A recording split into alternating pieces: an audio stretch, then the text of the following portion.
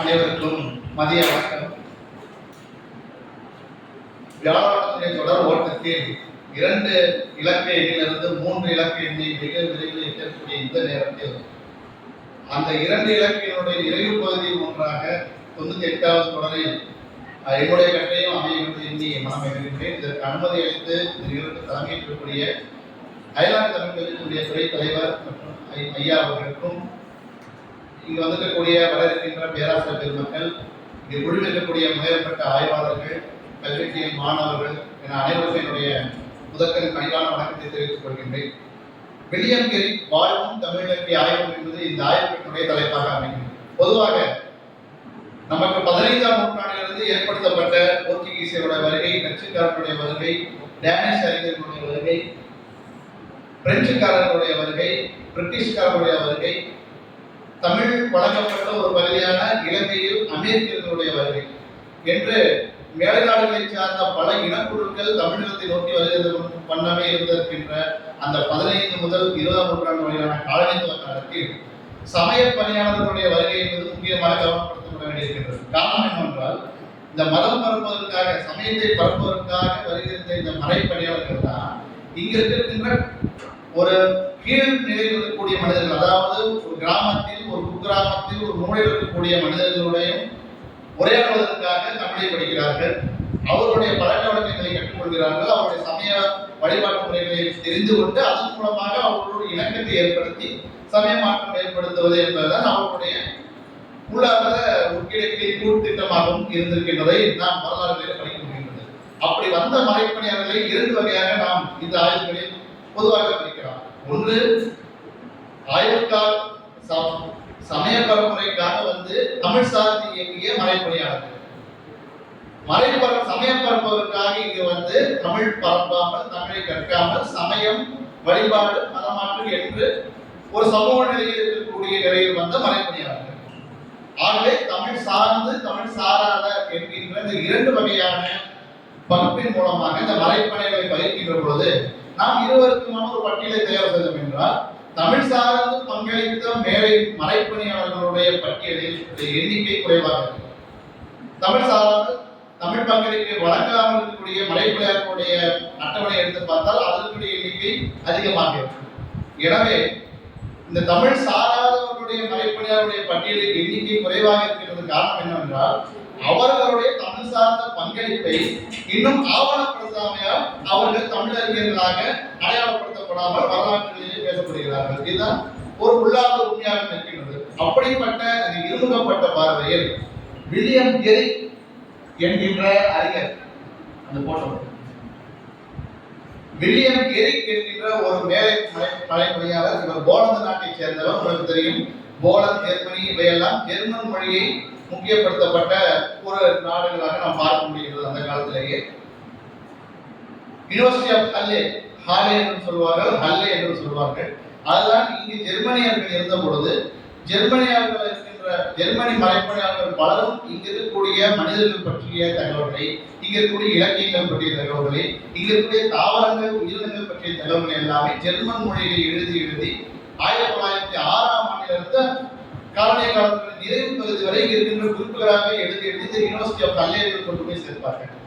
இதை படித்தவர்கள் இங்கு இருக்கக்கூடிய இந்திய பகுதியில், குறிப்பாக அந்த ஜெர்மன் மறைப்பணியாளர்கள் வந்திறங்கிய பகுதி தரங்கம்பாடி, நாகப்பட்டினம் உள்ளிட்ட இந்த கிழக்கு கடற்கரை பகுதியாகும். ஆக இங்கே வந்து மறைப்பணி செய்ய வேண்டும் என்பதற்காக பலரும் அங்கே தத்துவையை படித்தார்கள். அதில் ஒருவர் இந்த வில்லியம் கேரி என்று சொல்லக்கூடிய ஒரு மறைப்பணியாளர். இவர் 1767ஆம் ஆண்டு கடலூருக்கு வருகிறார். ஏனென்றால் கடலூர் முக்கியப்படுத்தப்பட்ட ஒரு பகுதியாக இருக்கிறது. கடலோர பகுதி, அங்கே அடித்தள மக்கள் அதிகமாக இருக்கிறார்கள்.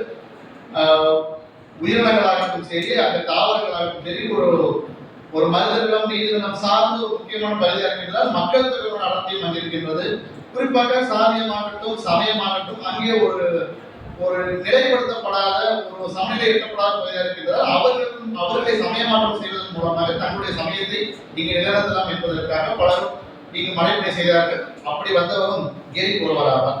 இங்கு வருவதற்கு முன்பாகவே இந்த பகுதிகளை பற்றி ஹல்லேவில் படித்திருப்பார் என்று சொன்னேன் அல்லவா. ஸ்ரீகன்பால், ப்ளூட்சோ இந்த மாதிரியான அறிஞர்கள் 1806 காலப்பகுதியிலே இங்கு வந்து இங்க இருக்கக்கூடிய தகவல் எல்லாமே யூனிவர்சிட்டி ஆஃப் மல்லையை கண்டுகிறார்கள். அந்த தகவல்களை படித்த கெரிக் அவர்கள் 1767ஆம் ஆண்டு தமிழகத்திற்கு வந்து சமயப்பணி செய்ய ஆரம்பிக்கின்றார். இன்னொன்று, உங்களுக்கு தஞ்சையில் இருக்கின்ற பலருக்கு தெரிந்திருக்கும், இங்கே செயின்ட் பீட்டர்ஸ் பள்ளி என்கின்ற ஒரு பள்ளி ஒன்று இருக்கின்றது. அதுதான் தென்னகத்திலே சென்னையை அடுத்ததாக முதலில் ஆங்கில பள்ளி ஆரம்பிக்கப்பட்டது என்றால் அதுதான் அந்த பள்ளிதான் முதல் பள்ளி என்று சொல்வார்கள் இந்த தென் தமிழக பகுதியிலே. அந்த பள்ளியை நிறுவியவர் ஸ்வார்ட்ஸ் அவர்கள். ஸ்வார்ட்ஸ் ஒரு ஜெர்மன் மறைப்பணியாளராக இருந்தாலும் கூட அவர் காலத்தில் ஆதிக்கம் செலுத்திய பிரிட்டிஷ் அரசோடு ஒரு நட்பு பாராட்டினார். அதே காலத்தில் தஞ்சை பகுதியை ஆண்ட மராத்தியர்களோடும் ஒரு நட்பு பாராட்டினார். இந்த ஸ்வார்ட்ஸ் மூலமாக ஆங்கிலத்தை கற்றுக்கொண்ட கெரி மராத்தியர்களுடைய சமயத்தை பற்றி அறிந்து கொள்கின்றார். இதனூடாக ஜெர்மன் மறைப்பணியாளர்களை அனுப்பி வைத்த அவர்களை இங்கு பாதுகாக்க டேனிஷ் வணிகர் குழுவினருக்கு எதிராக இருந்த பிரிட்டிஷ் கிழக்கிந்திய வணிகர் குழுவோடும் இவர் தொடர்பு வைத்துக் கொள்கின்றார். ஆகவே அனைத்து பகுதிகளிலும் தனது செல்வாக்கை நிலைநிறுத்துவதுதான் ஸ்வார்ட்ஸுடைய பங்காக இருந்தது. அதன் மூலமாக ஆங்கில அறிவை பெறுவது முக்கியமான பகுதியாக இருந்தது. இதை கெரிக் அவர்கள் பெற்றுக்கொண்டு அவர் எந்த பின்னணியிலிருந்து வந்தவர், எதற்கு மாறாக செயல்பட வேண்டும் என்பதையெல்லாம் கூட மறந்து அங்கிருந்து ஆதிக்க ஆட்சியாளர்களுடன் தொடர்பில் இருந்தார் என்பதுதான் நமக்கு கிடைக்கக்கூடிய ஒரு செய்தியாக இருக்கிறது. இதை தவிர இவரை பற்றி குறிப்பிட வேண்டிய ஒரு செய்தி என்னவென்றால் 1700 வாக்கில் 1782 இரண்டாம் மைசூர் போர் நடைபெறுகிறது. உங்களுக்கு தெரியும், நாகப்பட்டினம் இந்த பகுதியில் எல்லாமே பிரெஞ்சு இந்திய படைகளும் ஹைதரலினுடைய படைகளும் ஒன்று சேர்ந்து பிரிட்டிஷ் கிழக்கிந்திய படைகளை எடுத்து போரிடுகின்றன. அப்பொழுது கடலூரில் மிக மோசமான தாக்குதல் நிகழ்த்தப்பட வேண்டி இருக்கின்ற ஒரு தருணமாக இருக்கின்றது. ஆனால் இந்த கெரிக் அவர்கள் தான் தன்னுடைய ஆங்கில அதிகாரிகளுடன் நட்பை பயன்படுத்திக் கொண்டு மேலும் ஹைதரலியினுடைய ஸ்வார்ட்ஸ் மூலமாக ஹைதரலி இருக்கக்கூடிய அவருடைய ஆட்சியில் இருக்கக்கூடிய அந்த அதிகாரத்தையும் அவர்கள் தனக்கான செல்வாக்கை பயன்படுத்திக் கொண்டு கடலூரில் அந்த போர் நிகழ்ந்து ஏகப்பட்ட உயிர்கள் மாறுவதை தடுத்து நிறுத்தினார். ஆகவே இந்த மக்கள் பற்றின, இந்த மக்களுடைய பிரச்சனை பற்றின, இன்னொன்று அந்த பகுதி பற்றிய முழு விவரங்களை அவர் முன்னரே படித்து வந்ததும் இங்கு பயன்படுத்தும் நோக்கில் அவற்றை உருவாக்கிய காரணத்தினால் இந்த பகுதியை காப்பாற்ற வேண்டும் என்பதற்காக எந்த எல்லை வரம் கெரிக் சென்றிருக்கிறார். இந்த தகவலை கிடைத்தது என்றால் பிரிட்டிஷ் பாராளுமன்றத்திலே பிரிட்டிஷ் வணிகர் குழுவினுடைய உரிமத்தை புதுப்பிப்பதற்காக 1790களில் ஒரு விவாதம் பிரிட்டிஷ் பாராளுமன்றத்தில் நடக்கின்றது. அந்த விவாதத்தில் ஒரு கேள்வி இருக்கின்றது, இங்க இருக்கக்கூடிய மறைப்பணியாளர்கள் அனைவருமே தவறான பாதையில் இருக்கின்றார்கள், குறிப்பாக இன்னொரு அந்நிய படைக்கு உளவு பார்க்கின்ற வேலை செய்து கொண்டிருக்கிறார்கள் என்று பிரிட்டிஷ் பாராளுமன்றத்திலே இங்க இருக்கக்கூடிய பிரிட்டிஷ் கிழக்கிந்திய வணிகர் குழுவை சேர்ந்த உறுப்பினர்கள் அந்த விவாதத்தில் அதற்கு மாறாக பேசிக் கொண்டிருந்த பொழுது அந்த மறைக்குழு இருக்கிறார்கள், இவர்கள் அனுப்பிய மறைக்குழு, அந்த குழு பிரிட்டிஷ் பாராளுமன்றத்திற்கு கடிதம் எழுதுகின்றது. அங்கீகாரம், அதாவது ஒரு பவர்ஃபுல் ஒரு கவர்மெண்ட் மாதிரியான ஒரு அமைப்பு, வாட்டியல் எப்படி நம்ம ஒரு அரசாங்கம் சொல்றோம், கிறிஸ்துவத்தை ஒரு அரசாங்கம் நடத்தக்கூடிய மாதிரியான ஒரு அரசாங்க அமைப்பு. அவர்கள் பிரிட்டிஷ் பாராளுமன்றத்துக்கு கடிதம் எழுதுகின்றார்கள். அதிலே கெரிக் இப்படியான ஒரு நிகழ்வை நடக்க விடாமல் பாதுகாத்தார், எத்தனையோ உயிர்களை பாதுகாத்தார், போர் இழப்புகளை தடுத்தார். ஆகவே இப்படிப்பட்ட ஒருவர் எங்களிடம் இருக்கின்ற பொழுது நாங்கள் பிரிட்டிஷ் வணிகர் குழு சொல்வது போன்று உங்களுக்கு நேரானவற்றை நாங்கள் செய்வோம், எப்படி அரசை மீது செயல்படுவோம் என்று பிரிட்டிஷ் நாடாளுமன்றத்தில் கூட கடிதம் எழுதியிருக்கிறார். ஆக பிரிட்டிஷுக்கும் அந்த டேனிஷ் மறைப்பணியாளருக்கும் அந்த கடித போக்குவரத்திலே அவர்களுடைய புனிதத்தன்மையை நிலைநாட்டுவதற்காக கெரிக்குடைய பங்களிப்பை தான் அவர்கள் மேற்கோள் காட்டினார்கள் என்பதுதான் இங்கு முக்கியம். இன்னும் பிரிட்டிஷ் பாராளுமன்றத்தை கடலூர் பற்றிய செய்திகளும் இடம்பெற்றிருக்கின்றன அந்த அவை குறிப்புகள் என்பது இன்னொன்று. இதுவரையில் நாம் கெரிக்குடைய வாழ்க்கையை நாம் பார்க்க முடிந்தது. நாம் முன்பு சொல்வது போல மறைப்பணியாளருடைய வரலாறை பற்றி ஒரு பட்டியல்படுத்தினால் நிறைய மறைப்பணியாளர் வருவார்கள். ஆனால் எப்பொழுது இவர் தமிழ் சார்ந்த பங்களிப்பு செய்த மறைப்பணியாளராக தகுதி உயர்த்தப்படுவார் என்றால் அவர்கள் தமிழ் சார்ந்த பங்களிப்பு வழங்கியிருக்க வேண்டும். இன்னொன்று, அவர் வாழ்ந்த காலத்தில் அவர் கண்டுபணி செய்திருந்தாலும் அது வெளியில் தெரியாமல் இருந்தாலும் அவர் தமிழ் சார்ந்த பங்களிப்பை வழங்காத மறைப்பணியாளர் என்றுதான் அந்த பட்டியலில் இடப்படுவார். இதற்கு இந்த ஆய்வுடைய திருப்பமாக அது நமக்கு கருதப்படுகிறது.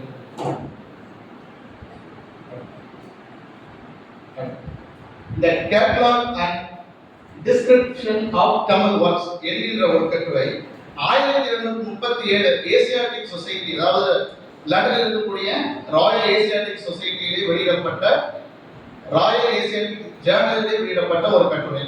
இந்த கட்டுரை கீழே பார்த்தீங்கன்னா the following list of 43 Tamil words with notices of their contents was prepared by the Reverend Mr. Giri, the highly respected missionary for the gentleman who has favored us with it. என்கின்ற ஒரு குறிப்பை தந்திருக்கிறார்கள். Eric அவர்கள் தமிழ் பணியை செய்யவில்லை என்று London மிஷனரிமார்கள் எழுதியிருக்கிறார்கள். இங்கு நரேந்திரன் முதலிய ஐயா அவர்கள் கூட மராத்தி வரையில் எழுதியிருக்கிற பொழுது எரிக் அவர்களை ஒரு தமிழ் கற்று மராத்தி இளவரசரான நம்முடைய சரபோஜி அவர்கள் தமிழ் கற்றுக் கொடுத்தவராகத்தான் கெரிக்கை அடையாளப்படுத்தினார்களுடைய தமிழ் பணி செய்தவராக எந்த அறிஞர்களும் அங்கீகரிக்கவில்லை. ஆனால் நமக்கு கிடைத்திருக்கக்கூடிய இந்த சான்று மிக முக்கியமான சான்று. இவர் தமிழ் தொடர்பான ஒரு பங்களிப்பு செய்திருக்கிறார்.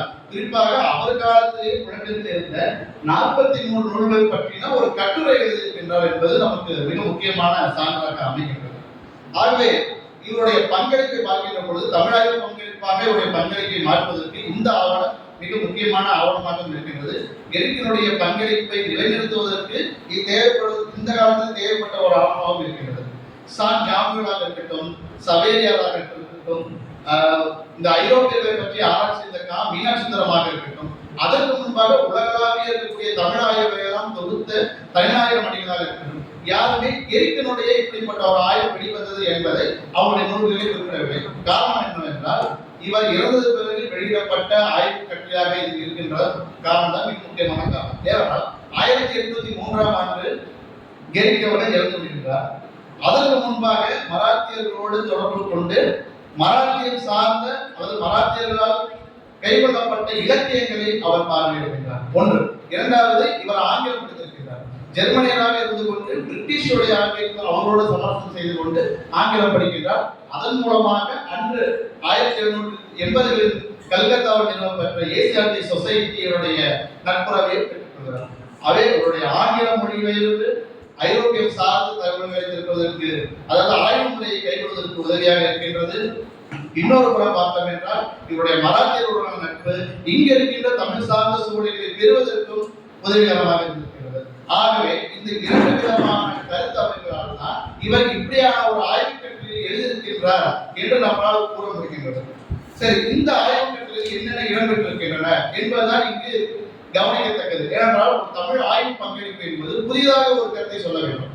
நீங்கள் கேட்கலாம் அண்ட் டிஸ்கிரிப்ஷன் என்று சொன்னால் அந்த நூலை பற்றிய குறிப்புகளை தருகின்றார், அந்த நூல் என்னென்ன பட்டியல் தருகின்றார் என்பது பொருள் அல்ல.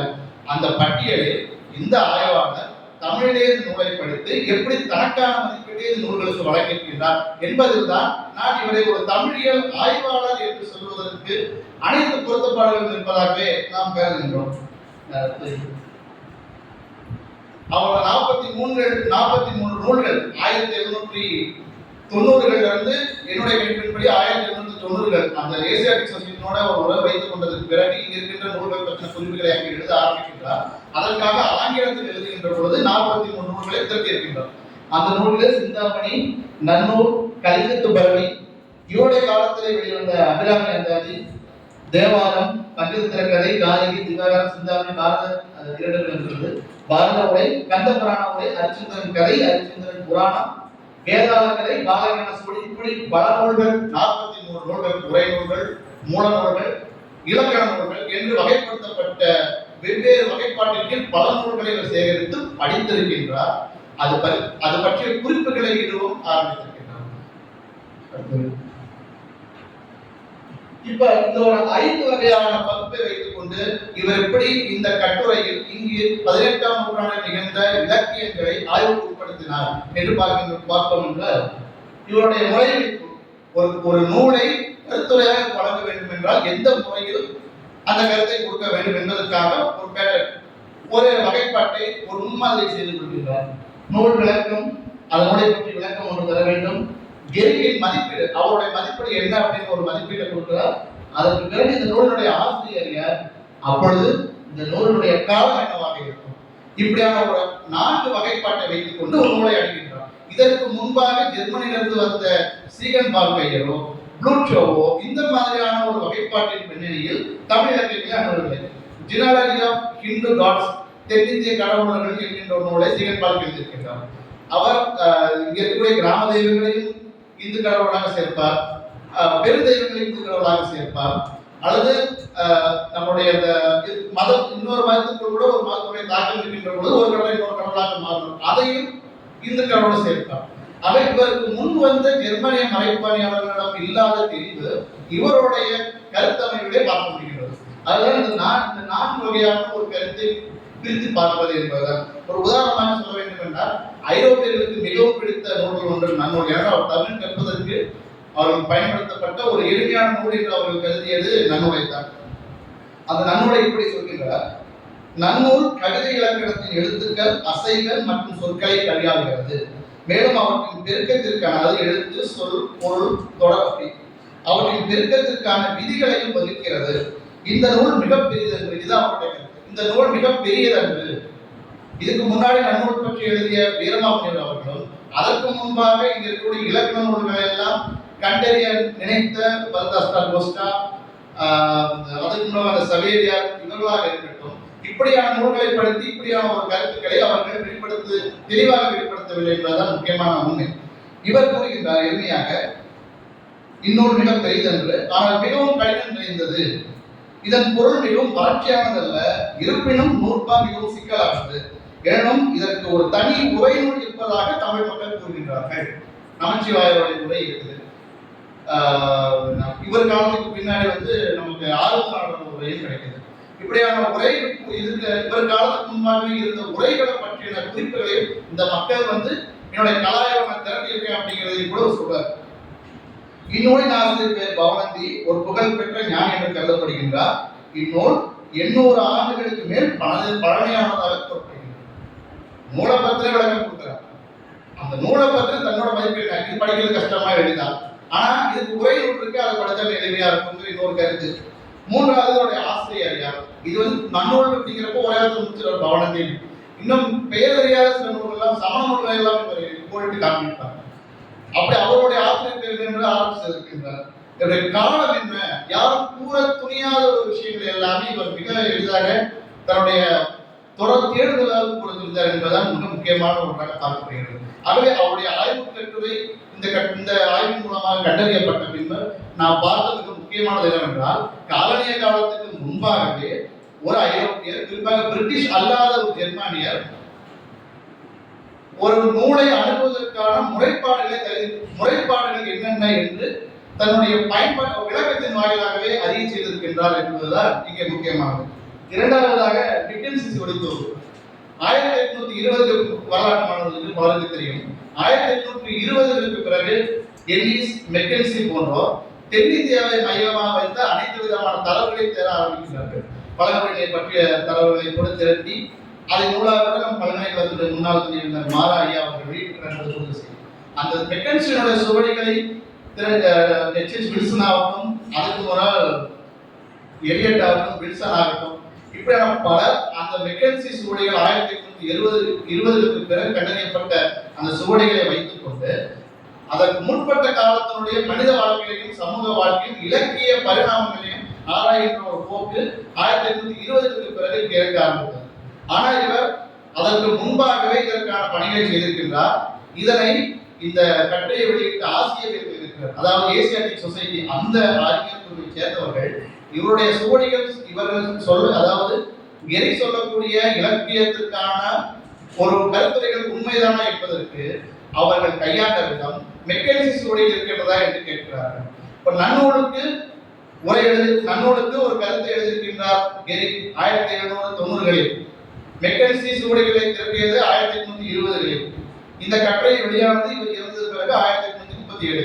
அந்த 37ஆம் ஆண்டு வெளியிடப்படுகின்ற பொழுது அன்றைய காலத்தில் கிடைத்த சுவடிகளை வைத்துக் கொண்டு, குறிப்பாக மெக்கன்சி சுவடிகளை வைத்துக் கொண்டு கெரிக்கினுடைய கூற்றுக்கள் உண்மை என்பதை ஆசிரியர்கள் ஆய்வுகளாகத்தான் நிரூபித்திருக்கிறார்கள். இது ஐரோப்பிய தன்மையிலான ஒரு ஆய்வுமுறை. ஒரு கருத்தின்படி ஏற்க மாட்டார்கள். அதனுடைய பின்னணி, அதற்கான பிரதி இருக்கின்றதா என்று ஒரு மேலை நாட்டு முறைப்படி பார்த்தோம் என்றால் பிரதிகளை அடிப்படையாக கொள்ளாத ஆய்வுகளை எல்லாமே நிராகரித்து விடுவார்கள். இன்னொன்று புரியவில்லை என்றாலும் அதை நிராகரித்து விடுவது இன்னும் செய்தி. மூன்றாவதாக பார்த்தா முன்னாய்வு. இன்று நாம் லிட்ரரி ரிவ்யூ எழுதுவீங்க. இப்ப ஆங்கிலத்துல ஆராய்ச்சி செய்தவர்கள் லிட்ரரி என்று முன்னாய்வுகளை பற்றி எழுதுவார்கள். நாம் முனைவர்பட்ட ஆய்வுகளாக இருக்கட்டும், ஆய்வு பட்டாயிரம் வெளியில் எது திட்டமாக இருந்தாலும் நாம் எடுத்துக்கக்கூடிய தலைப்பு அல்லது துறை தொடர்பான என்னென்ன ஆய்வுகள் வந்திருக்கின்றன, இதுவரையில் அங்கீகரிக்கப்பட்டுள்ளது என்னென்ன ஆய்வுகள் வந்திருக்கின்றன என்று பார்க்கின்ற பொழுது நாம் முன்னாய்வுகளை தேடி செல்வோம். இந்த முறையை 1990களிலேயே இவர்கள் பதிவு செய்திருக்கின்றார். குறிப்பாக சொல்ல வேண்டும் என்றால் பாரத உரை தமிழர்களுடைய ஒரு கிட்டத்தட்ட ஒரு 10 பாரத நூல்கள் தமிழ் இருக்குது. மகாபாரத கதையை வைத்து உருவாக்கப்பட்ட 10 நூல்கள் இருக்கின்றது. அதுல ஏதோ ஒரு நூலுக்கு பாரத உரை ஒரு உரை நூல் இவருக்கு கிடைத்திருக்கிறது. அந்த நூலை இவர் படித்து ஆராய்கின்ற பொழுது ஒரு குறிப்பை தெரிகிறது. என்ன குறிப்பை தெரிகிறார் என்றால், முதல் டேனிஷ் சமய பணியாளர் அதை முழுவதுமாக படித்து அதிலிருந்து பல சொற்களை சிறந்த சொற்களையும் பிரித்தெடுக்கிறார் என்கின்ற ஒரு முன்னாய்வு தொடர்பான ஒரு கருத்தை வைக்கின்றார். அதாவது இந்த பாரத உரை என்பது நான் படித்திருக்கின்றேன், ஆனால் எனக்கு முன்பாகவே வந்த முதல் டேனிஷ் மறைப்பணியாளர் இதை படித்து இதனுடைய சொற்களை எல்லாம் சேகரித்திருக்கிறார். இந்த முதல் டேனிஷ் மறைப்பணியாளர் சீகன்பால். அவர் ஒரு 4-5 அகராதிகளை எழுதினார். அந்த அகராதிகளுக்கு தமிழ் சொற்களை மக்களிடத்திலும் பெற்றிருக்கின்றார். அதற்காக பழைய நூல்களையும் அவர் தேடி படிக்க ஆரம்பிக்கின்றார். அது திருக்குறள் நூல். ஆகவே இந்த சொற்களை திரட்ட வேண்டும் என்பதற்காக, அகராதிக்காக சொல் திரட்ட வேண்டும் என்பதற்காக முதல் டேனிஷ் மறைப்பணியாளரான சீகன்பால்க் அவர்கள் இந்த பாரத உரையை படித்தார் என்பதை அதிலிருந்து 80 ஆண்டுகளுக்கு பிறகாக இதை படித்த எரிக் அவர்கள் தன்னுடைய ஆய்வத்தை குறிப்பிட்டிருக்கிறார் என்பதை இந்த முன்னாய்வு தொடர்பான முக்கிய புள்ளியாக வைக்கின்றது. 4ஆவதாக பார்க்க வேண்டும் என்றால் யாப்பு தொடர்பானது. வீரமாமுனிவர்கள் 90 இலக்கண நூலில் யாப்பை பற்றி பேசியிருக்கின்றார். அவருக்கு யாப்பு புரியவில்லை என்பதற்காகவே சில இலக்கண நூல்கள் எல்லாம் அவர் தவிர்த்திருக்கின்றார். தொல்காப்பியத்தை அவருக்கு பொருள் புரியவில்லை, யாப்பு நடையும் அவருக்கு சிக்கல் உள்ளதாக இருந்தால் அந்த நூலையெல்லாம் அவர் தவிர்த்து விடுகின்றார். இதனுடைய சிந்தனை இலக்கண நூலை குறிப்பிட்டிருக்கின்றார்.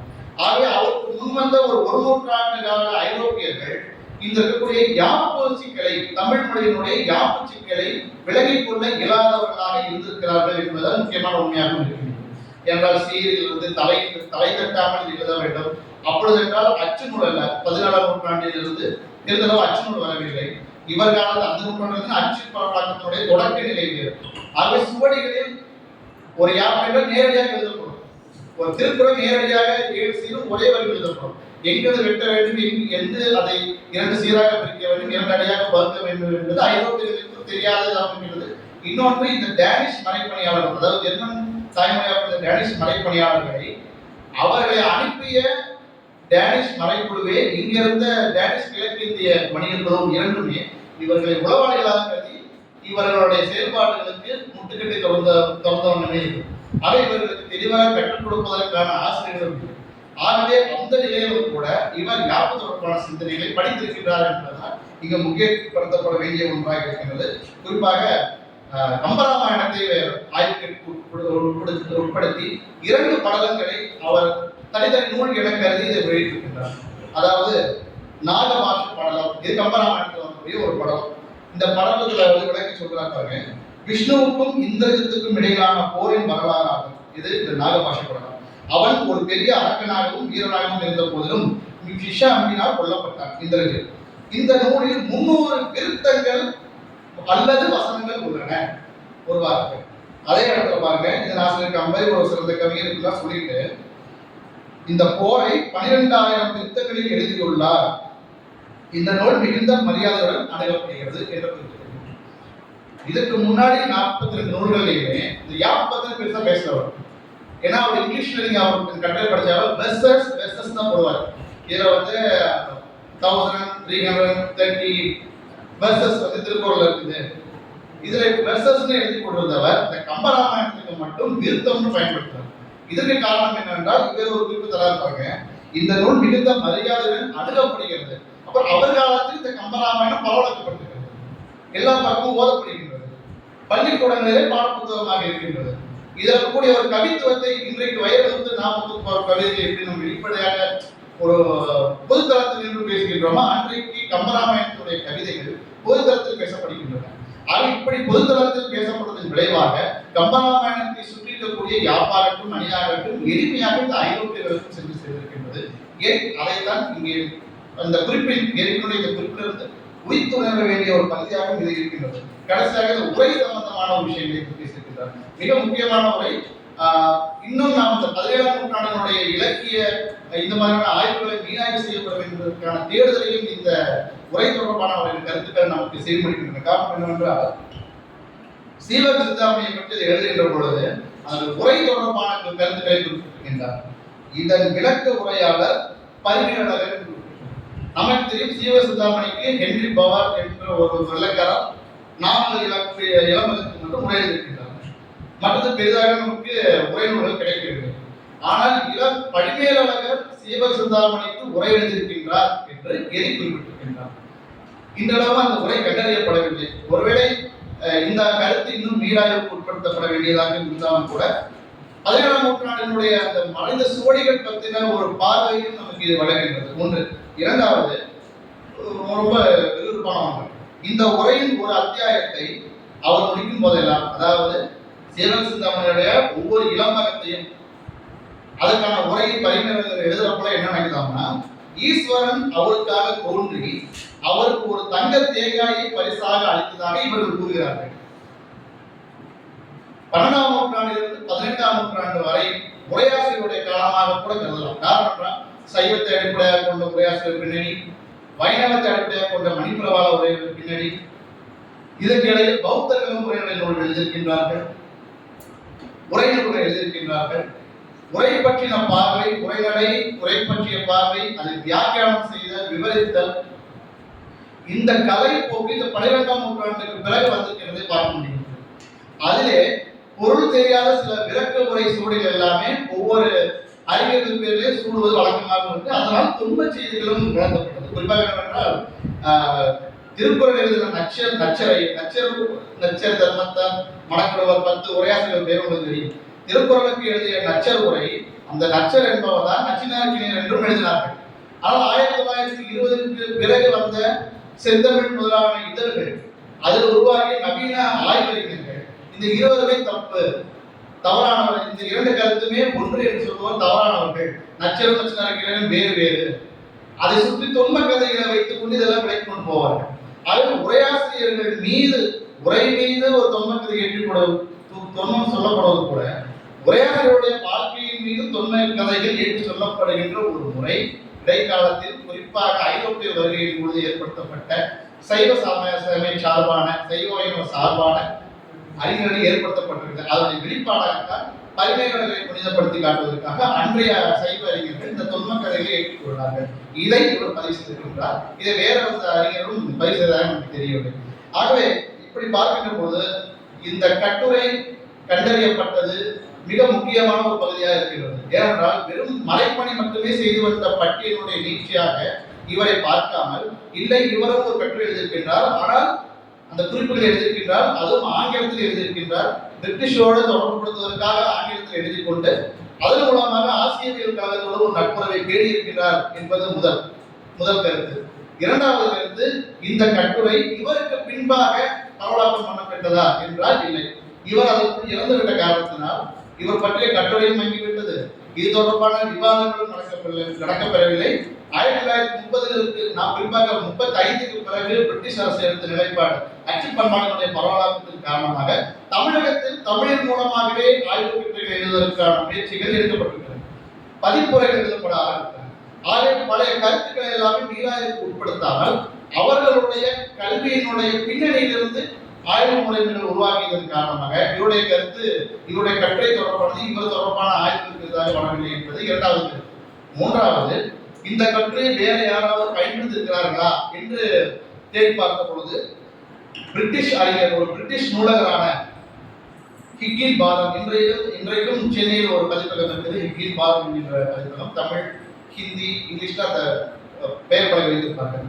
அவர் 1872ல இந்தியாவை பற்றி வந்த கட்டுரைகள் நூல்கள் தொகுக்கிற ஈடுபடுறார். அதில் ஒரு நூலை வெளியிடுறார் 1872ல, picking from old Indian books அப்படிங்கிற ஒரு புத்தகத்தை வெளியிடுறார். அதில் அதே கட்டுரையை அச்சுமாறாமல் திரும்ப ஒரு பதிவு கேட்கிறார். இதை தவிர இவர்களை இந்த ஹிக்கின் பாதம் இந்த கட்டுரையை பற்றி நீளாய்வதற்கான அளவு நேரடியாக ஒரு பதிப்பு மாதிரியே பண்ணிட்டு இருக்காரு. அதை பற்றின ஒரு வாசிப்பதற்குள்ள மீளாய்வுகளோ எந்த ஒரு ஆய்வுக்கு உட்படுத்த பயன்படுத்தப்படாமல் அதை பயன்படுத்தி போனார் அப்படிங்கிறத இது பார்க்கணும். இவருக்கு பின்பாக இயற்கை பற்றிய ஆய்வுகளும் தமிழ் சூழலில் நடக்கவில்லை. குறிப்பாக அவர் தமிழ் சார்ந்த பங்களிப்பை வழங்கினார் என்பது தொடர்பான எந்த முன்னாய்வுகளும் வழங்கப்படவில்லை என்பது தெளிவாகிறது. ஒட்டுமொத்த முடிவாக கூற வேண்டியது என்னவென்றால், அவர் ஜெர்மன் டேனிஷ் என்கின்ற பின்னணியில் வந்தாலும் அவருக்கு எதிராக இருந்த மராத்தியர்களோடு தொடர்பு இருந்தார், அவருக்கு எதிராக இருந்த பிரிட்டிஷோடு தொடர்பு இருந்தார். இதன் மூலமாக பிரிட்டிஷ் அறிஞர்கள் அன்றைக்கு உருவாக்கிய காலத்துவ பின்னணியில் உருவாக்கிய ஐரோப்பிய ஆய்வுக்கழகங்கள், ஏசியாட்டிக் சொசைட்டி மாதிரியான ஆய்வுக்கழகங்களுக்கு இவர் தன்னுடைய செல்வாக்கை திருத்த முயன்றிருக்கிறார். அதற்காக ஜெர்மனியில் எழுதி அனுப்ப வேண்டிய குறிப்புகளை எல்லாமே ஆங்கிலத்தில் எழுதி அனுப்பி தன்னுடைய ஆய்வு பங்களிப்பை வழங்கியிருக்கின்றார் என்பதை இந்த ஆய்வு கட்டுரையுடைய நிறைவு பகுதியாக வைத்து இந்த கட்டுரைக்கு பயன்படுத்தப்பட்ட நூல்களை வழங்காமல் இருக்கின்றேன். சு. நரேந்திரன் ஐயாவை எழுதிய கலை அறிவியல் மீது மன்னர் சார்புடைய நியூ செஞ்சுரி பதிப்பகத்தினுடைய நூல், W.H. அரே அவர் தொகுத்த oriental Christian biography Baptist missionaries Calcutta வெளியிட்ட அந்த நூல். இந்த முதன்மை ஆதாரமாக the Asiatic journal and month register for British and foreign India, China and Australasia என்கின்ற இதனுடைய 1937ஆம் ஆண்டியான இந்த catalogue and list of Tamil ஒரு கட்டுரை. Lives of missionary south India, London society for promoting Christian knowledge வெளியிட்ட அந்த நூல். மிஷனரி ரெக்கார்ட்ஸ் இந்தியா, லண்டனுடைய ரிலீஜியஸ் ட்ராக்ட் சொசைட்டி வெளியிட்ட 1957 வெளியிட்ட அந்த நூல். இறுதியாக இந்த கட்டுரை மீள்பதிப்பு செய்த ஹிக்கிங் போதம் அவருடைய picking from old Indian books, Chennai Higginbotham publication வெளியிட்ட அந்த நூல் ஆகியவை இதற்கு பயன்படுத்தப்படுகின்றன என்று கூறி இந்த கட்டுரை நிறைவு செய்கிறேன். கேள்வி ஐயங்களுக்கு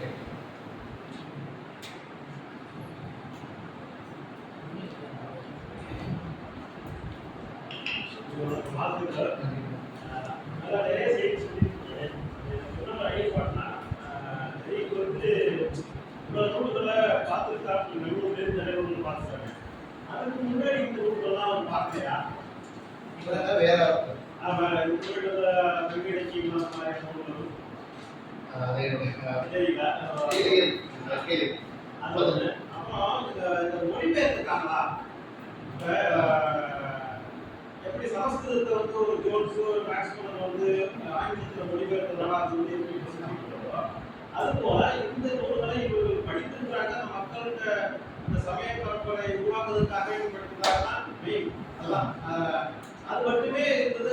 இதனுடைய வளர்ச்சி வந்து அங்கே நடைபெற்று போயிடுச்சா இந்த அவங்களுடைய மொழிகளுக்கு ஜெர்மனில் கொடுக்க வேண்டிய ரிப்போர்ட்னா ஆங்கிலத்தில் கொடுக்குறாரு. அப்போ ஆங்கிலத்தில் மொழிபெயர்த்தாரா மொழிபெயர்க்கிறதுக்கு வாய்ப்பு இருந்ததா? அப்படி பேர் இருந்தா இன்னொரு தமிழனுடைய பெருமை இன்னும் பெருசா இருக்கணும். அப்படி இருந்து பார்த்தீங்களா? நல்ல தேடல் இருக்கு. நிறைய விஷயங்கள் சொல்லியிருக்கீங்க. அந்த கடவுள் நடக்க வேண்டிய விஷயங்கள்லாம் உண்மையிலேயே அது தெரிஞ்சதுனால தான் அந்த மிகப்பெரிய ஒரு உதவியும் தடுக்கப்பட்டது. நல்ல செய்தி நல்லா சொல்லிருக்கீங்க. பார்த்துருக்காரு. இந்த மாதிரி விஷயமா கொஞ்சம் பாருங்க. சரி, ஐயா கேட்கிற முக்கியமான முதல் கேள்வி வந்து இவருக்கு முன்பாக வேற யாராவது சங்க இலக்கியம்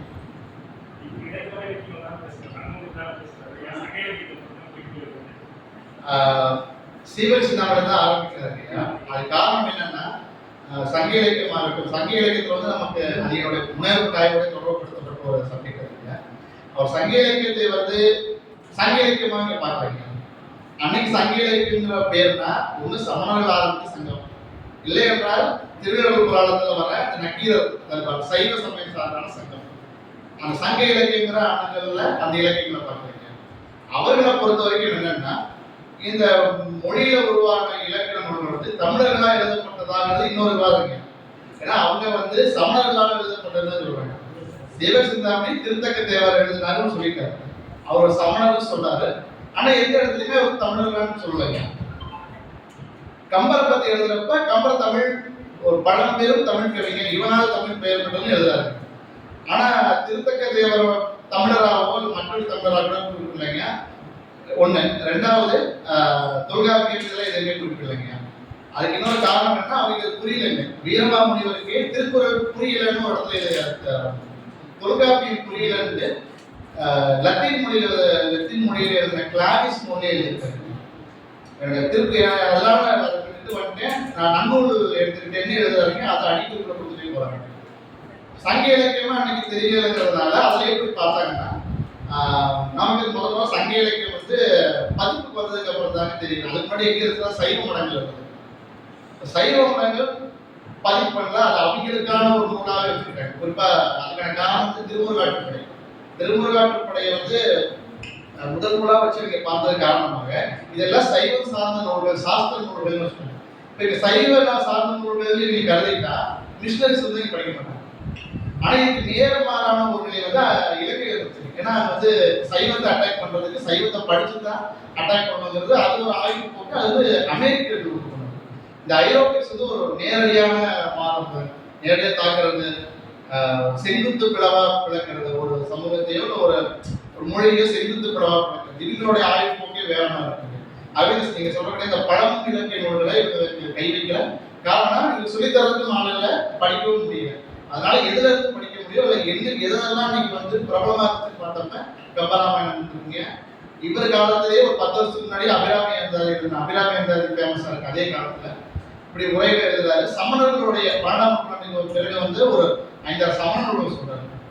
அவர் காலத்துல கேட்ட சோடி இவரால் என்ன படிக்க முடிஞ்சது, இவருக்கு எதெல்லாம் சொல்லிக் கொடுத்தாங்க. அந்த 12ஆம் சீவசிதாமணி அப்படின்னு பார்த்தோம்னா அது எல்லாமே 12ஆம் நூற்றாண்டுக்கு பிறகாக வந்து தமிழ் விட்டுருக்காங்க.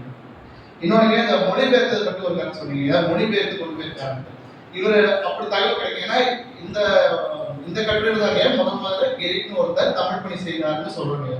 இந்த ஆவணத்தை வந்து நான் உணர்வுட்டாய்ல தேர்ந்த ஆவணத்துல இது கண்டறியப்பட்ட ஒன்றுங்க. இதை பத்தி நம்ம இதான் முதல்ல பேசுறேன். இவர் வேற பணியும் இருக்காருன்னு இது வரைக்கும் வேற தகவல் தேடி பார்த்ததுல கிடைக்கலைங்க. அது காரணம் என்னன்னா இவர் வந்து குறிப்புகளாக தான் அனுப்பியிருக்காரு. குறிப்புகளா அனுப்புறப்ப அது மொழிபெயர்த்து வெளியிடுறதுக்கு பதிலாக குறிப்புகளை மட்டும் அனுப்புறாரு. அனுப்புனதுக்கு அப்புறம் அவர் இறந்து போயிரு, அது வெளியாகவும். அப்ப இவருடைய முக்கியத்துவம் உனக்கு தெரியல. இவர் இறந்ததுக்கு ஒரு 36 வருஷங்களுக்கு பிறகு 37 இவர் இறந்து 36 அந்த வருஷம் அதுலதான் இவரோட இந்த கட்டுரையே வெளியே வரும். அதனால இவர் மொழிபெயர்க்க. ஆனா முன்னாடி ஜெர்மன் அறிஞரும் மொழிபெயர்த்திருக்காங்க. ருட்டிகர் அப்படிங்கிற ஒரு அறிஞர், அவர் தான் அந்த ஜோன்ஸுக்கு முன்னாடி இந்தியாவுக்கும் ஐரோப்பாவோட தொடர்பு ஆராய்ந்தவர். அவர் என்ன சொல்றாருன்னா ஔவையாருடைய கல்வி ஒழுக்கத்தை ஜெர்மன் மொழிபெயர்த்திருக்காருங்க. அதுக்கப்புறம் அந்த ஔவையாருடைய கொட்டேஷன் நிறைய பேர் பயன்படுத்திருக்காங்க. அப்படி சிலர் இருக்காங்க. சீகன் பல்கலை வந்து நீதி வெண்பா பொன்முறை வேந்தன் இதை மொழிபெயர்த்து கொடுத்துருக்காங்க. ஆனா அந்த மூல சூழல் கிடைக்கல, குறிப்புகளா கிடைக்கும். அவ்வளவு ஜெர்மனை பொறுத்த வரைக்கும்.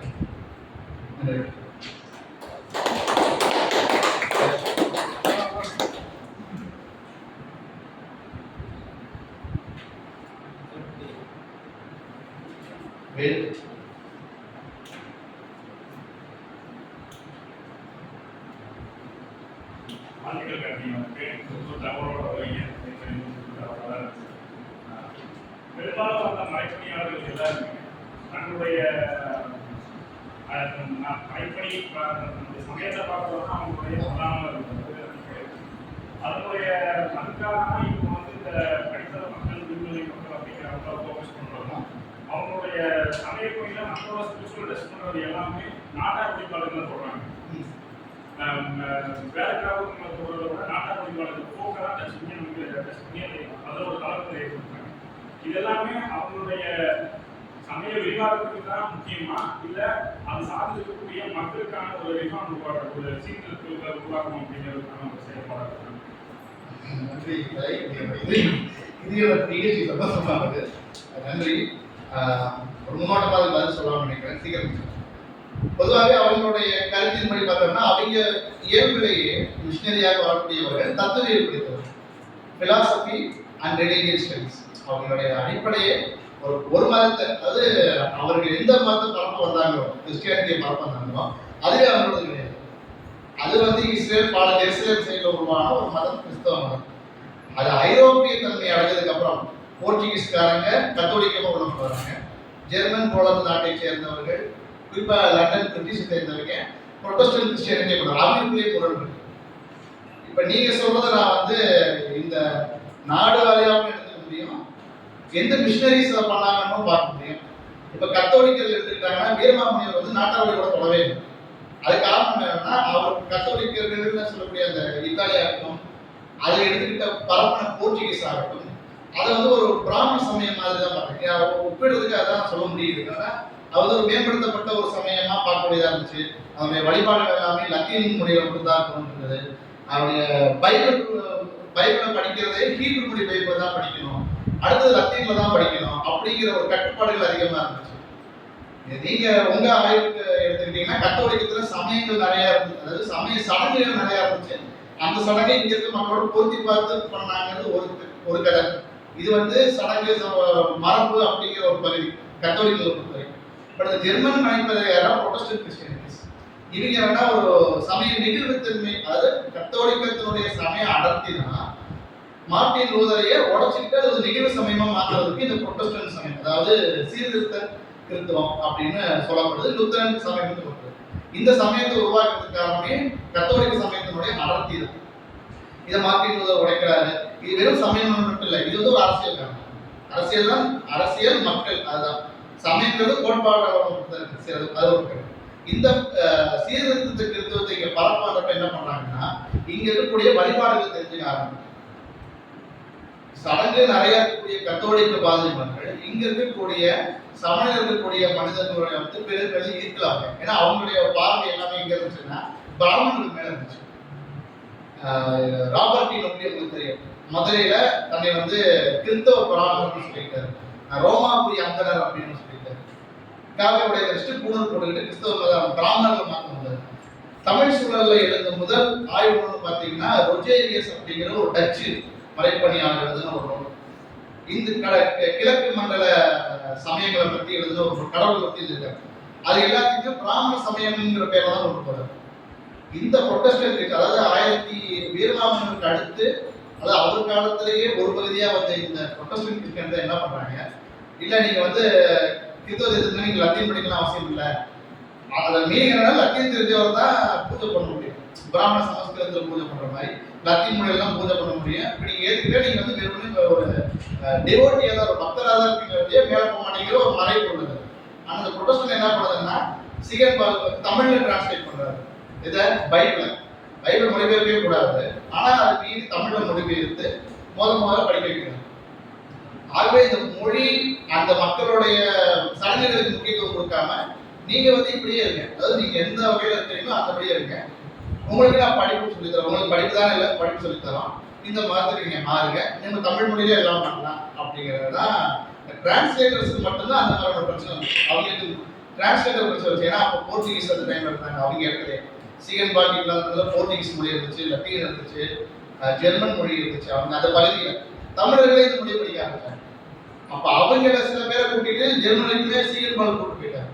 மராத்தியர் காலத்துல கெரிக் அப்புறம் ஸ்வாட்ஸ் எழுதிக்கிட்ட ஆங்கிலம் மற்ற பாடங்கள்லாம் படிச்ச மராத்திய இளவரசரான சரபோஜியை மேல்நாட்டு மருத்துவத்தை கத்துக்கிறது வர்றதுக்கு ஒரு அபிராமி பூசாரிங்கிறவரை ஜெர்மன் கிளம்பினார்.